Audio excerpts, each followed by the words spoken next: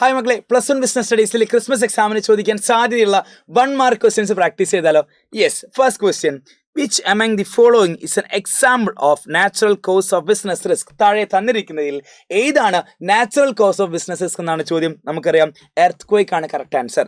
ഇനി അടുത്തത്, the smallest unit of the capital of a company is called dash. അതായത് ഒരു ഫേമിന്റെ ക്യാപിറ്റലിലെ ചെറിയ യൂണിറ്റിനെ വിളിക്കുന്ന പേര് ഷെയർ എന്നാണ്. ഇനി അടുത്ത ചോദ്യം, interaction between various departments in this example dash transaction എന്ന് പറഞ്ഞിട്ട് നമുക്കറിയാം രണ്ട് ഡിപ്പാർട്ട്മെന്റ് തമ്മിൽ ഈ ട്രാൻസാക്ഷൻസ് നടക്കുകയാണെന്നുണ്ടെങ്കിൽ ആ മോഡലിനെ വിളിക്കുന്ന പേര് ഇൻട്രാബി കൊമേഴ്സ് എന്നാണ്. ഇനി അടുത്തത്, find the odd one out എന്ന് പറഞ്ഞിട്ട് നമുക്കറിയാം സോഴ്സ് ഓഫ് ബിസിനസ് ഫിനാൻസിലെ ഡിഫറെന്റ് സോഴ്സ് ആണ് കൊടുത്തുള്ളത്. അപ്പോൾ നമുക്ക് ഓഡ് വണ്ണിനെ കണ്ടെത്താം.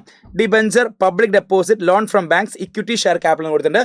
അപ്പോൾ മക്കളെ ഈ ആദ്യത്തെ മൂന്നെണ്ണം എന്താണ്? ബോറോഡ് ഫണ്ടിന് എക്സാമ്പിൾ ആണ്.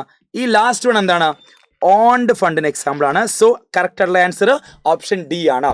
ഇനി അടുത്ത ചോദ്യം, LIC is an example for. എന്തിന് ഉദാഹരണമാണ് LIC എന്ന് പറഞ്ഞത്? സ്റ്റാറ്റ്യൂട്ടറി ആണോ, ഗവൺമെന്റ് ആണോ, ഡിപ്പാർട്ട്മെന്റിലാണോ, പാർട്ട്ണർഷിപ്പ് ആണോ? കറക്റ്റ് ആൻസർ എന്താണ്? സ്റ്റാറ്റ്യൂട്ടറി ആണ്. സ്റ്റാറ്റ്യൂട്ടറി കോർപ്പറേഷൻ എന്ന് പറയുന്ന സമയത്ത് സ്പെഷ്യൽ ആക്ട് എന്ന് ഓർത്ത് വെക്കട്ടോ. എന്താണ് സ്പെഷ്യൽ ആക്ട് എന്ന് ഓർത്ത് വെച്ചാൽ മതി. സിമ്പിൾ ആയിട്ട് നിങ്ങൾക്ക് എക്സാമ്പിൾ അടക്കം ഐഡന്റിഫൈ ചെയ്യാൻ വേണ്ടി പറ്റും. സോ ഇതുപോലുള്ള കാര്യങ്ങളായിരിക്കും നമ്മൾ ഇന്ന് വൈകുന്നേരം 7 മണിക്ക് ലൈവിൽ ഡിസ്കസ് ചെയ്യുന്നത്. സോ മിസ് ചെയ്യരുത്. എല്ലാവരും ഫ്രണ്ട്സിനെ കൂടി കൃത്യം 7 മണിക്ക് ലൈവിൽ ജോയിൻ ചെയ്യുക. അപ്പോൾ നമുക്ക് ലൈവിൽ കാണാം. ബൈ.